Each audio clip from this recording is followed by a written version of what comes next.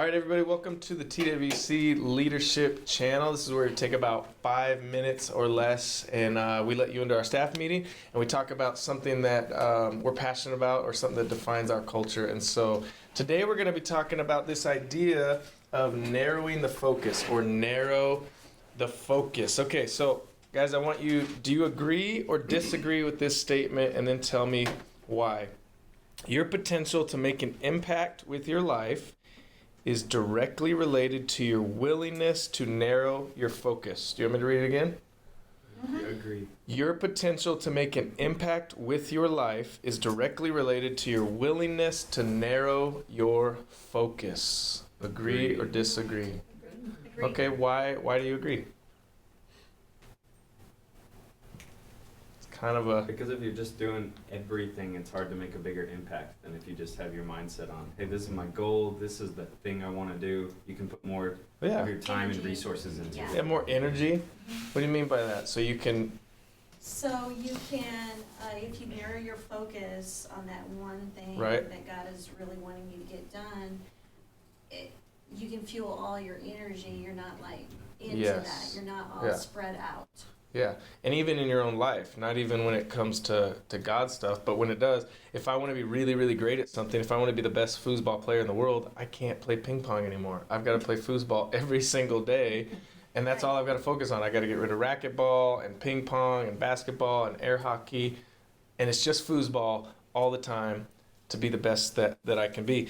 I tend to believe it's true when it comes to the church as well, and I think as ministries, when it comes to your ministries, I think it's true as well. So we're going to talk about ways to narrow the focus, but that's going to be next week. This week we're just going to talk about a few other things that people tend to do besides narrowing the focus. Okay, there's a couple different ways that leaders think about ministry. The first is called a menu philosophy. A menu philosophy when it comes to your ministry or a church in general.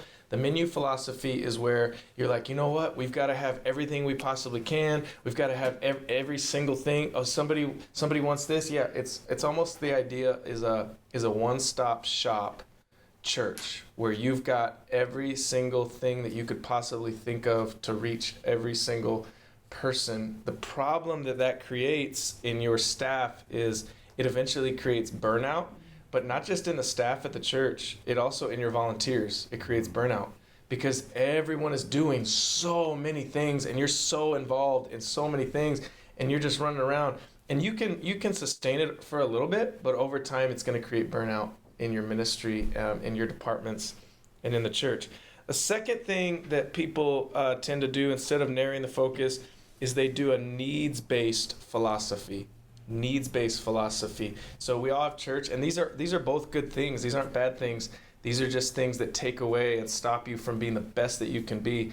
A needs-based philosophy is where people in your church, they have needs, and so you start a ministry, and then you start another ministry, and you start a ministry.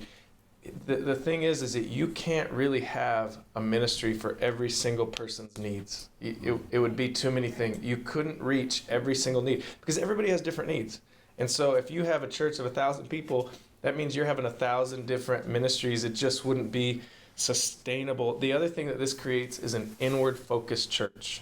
So instead of reaching out of the church, outside the walls of the church, it starts to be based on the needs of the people and the members, which is we want to reach the needs of our people. We want to do that, but we got to narrow the focus a little bit instead of trying to reach every single person. I love this little quote. It said, "The programs we offer here at the church should be based on our mission." Should be based on our mission, right? And leaders, a good leader is always more passionate about the mission than the program. A good leader is always more passionate about the mission than the program. There might be better ways to reach people, and if we're tied to our programs, well, I can't let that program go, well, I can't do that, or I don't want to get rid of that, or that's what we've always done that for our whole lives. It's going to hold us back from doing what we're called to do. So tie yourself to the mission, not to the program. We'll see you next week for Narrow the Focus Part 2.